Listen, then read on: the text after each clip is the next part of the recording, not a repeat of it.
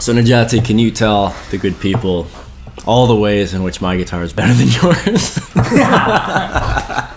Mark Anderson, you're wrong. Oh. Listen, let me put it this way. I really believe that now in today's world, there's so many guitar luthiers and experimental guitar luthiers also, and they're doing so many different bracing in many different ways that sometimes, like I was reading this article, even spruce now can sound a lot like cedar, wood, and the cedar sounds very much like spruce just because of those innovative ways of building the instrument. Right. So, well, and for people that don't know that much, and to be honest, I don't know that much, but I might know more than some people, like some of the different variables that go into the characteristics of a guitar, we were just touching on what we call tone wood, right? Which is just the wood on the top of the guitar where the sound is produced, exactly. Right? So I got my cedar guitar, you want to hold up your spruce guitar, bada bing, bada boom. But beyond that, I mean, yeah, the bracing, I don't even know. This is not stuff I'm good at. In better light, I can see my bracing. I don't know what it is. I think it's a traditional bracing on mine. But there's the bracing. There's how many layers of the top there are, right? Mine's a double top. Is yours a single top? Mine's single but thick. It's a thick single top.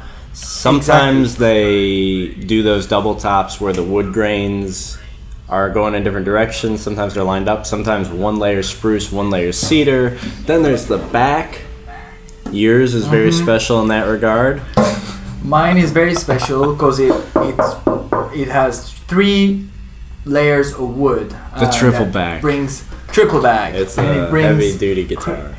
Heavy duty guitar, and my luthier actually does even heavier guitars now with putting ebony whole neck and ebony some bridge design that he invented in the middle of the guitar, runs through the sound hole, which again brings huge power, but a very heavy instrument. And some players, think that that's not what they want.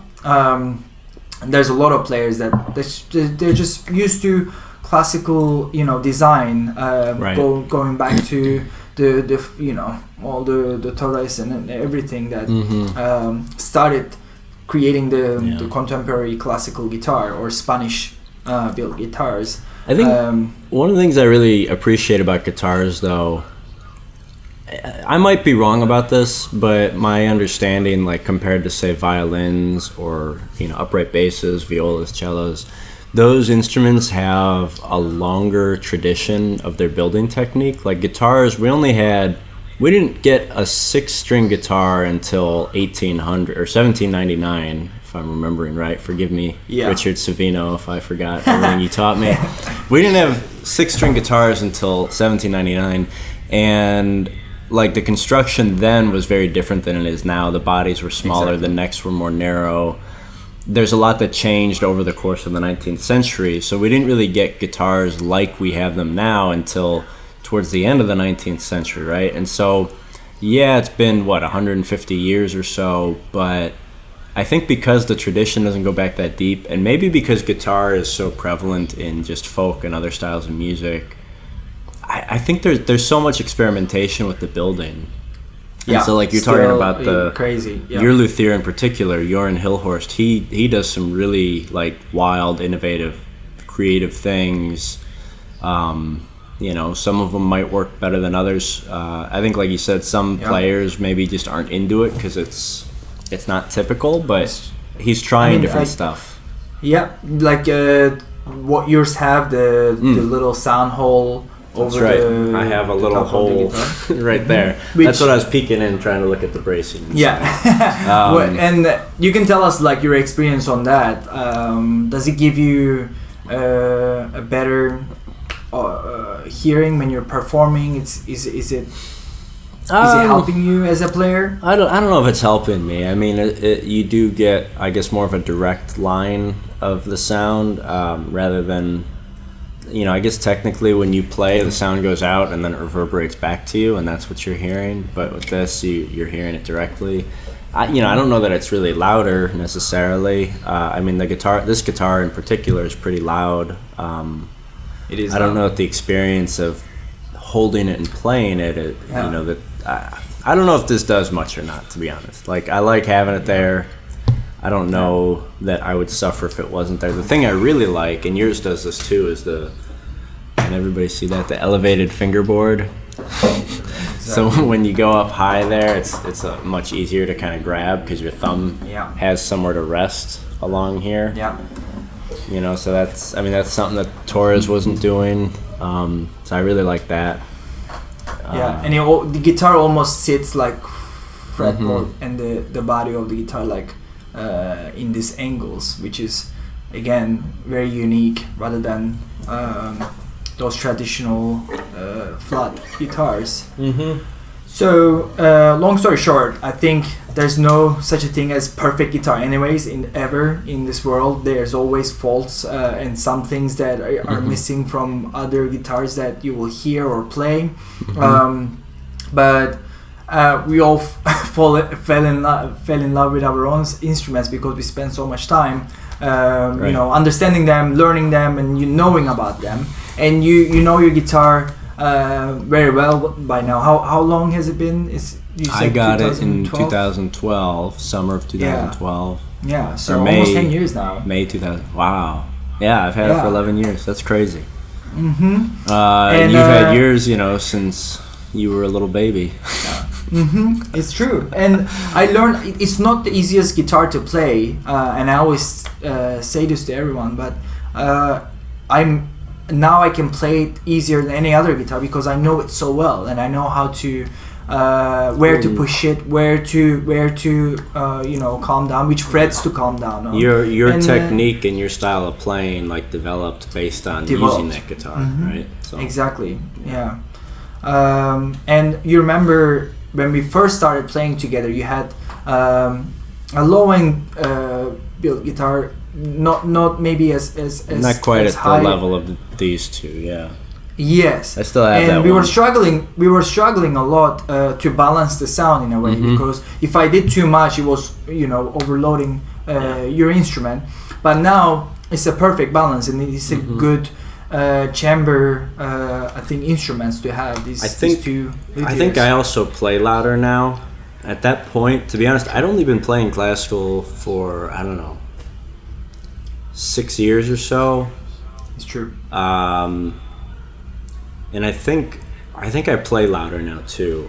I don't know if you've ever noticed this, but you meet like old classical guitar players, like, you know, some of the like baby boomer generation guys, and you look at their hands, and their hands are just so thick, and it's just like all those muscles from all those years of playing. It's true. Yeah, I think that builds up. I think, you know, you learn the technique of being able to just project more when you play, but your fingers get stronger too as you play more. Yeah. So, I don't know. I think I play louder now, but yeah, this guitar is louder than my old one. And we did have issues with balance. If I was doing melody and you were doing accompaniment, it was kind of gimmicky, but when we would perform Zita, we would switch guitars because I had the melody. Yeah, and your guitar just projected so much better. But it's a good balance to have in a duo setting where I believe you can have a cedar sounding instrument and then the spruce, and then they just combine so well, in my opinion. And ideally in the future it will be perfect to have both instruments, cedar and spruce, and then have two of those instruments in the back, you know, so that you can. So if you were to get a cedar guitar, would you get another Hilhorst? No, I will probably explore different luthiers, just because I think Hilhorst is very. I think he's done only few cedars anyways. Oh, really? He's very spruce-based luthier. Yeah, I doesn't do cedar much. Glenn Canin, he does some spruce. He does. I guess I haven't really kept up with him in recent days, but I know he did like a lot of flamenco guitars with spruce tops. So I know he's worked with spruce a lot. but I don't know. I don't remember if I ever played any of his spruce guitars. There's so many luthiers out there that I think it's a very big market now. Mm-hmm. That I would love to. The best place to do it in the festivals. You go and you have lots of different luthiers presenting their latest, guitars, and then you can basically do that. Just right? play them, yeah. Or you go to some of these shops. I don't know, like some of I don't know any names of them. Google it. These guitar shops that carry like handmade classical guitars, where you can go to that one shop and you can play a guitar by Glenn Canin, you can play a guitar by, Jeroen Hilhorst, any of these other luthiers that they carry.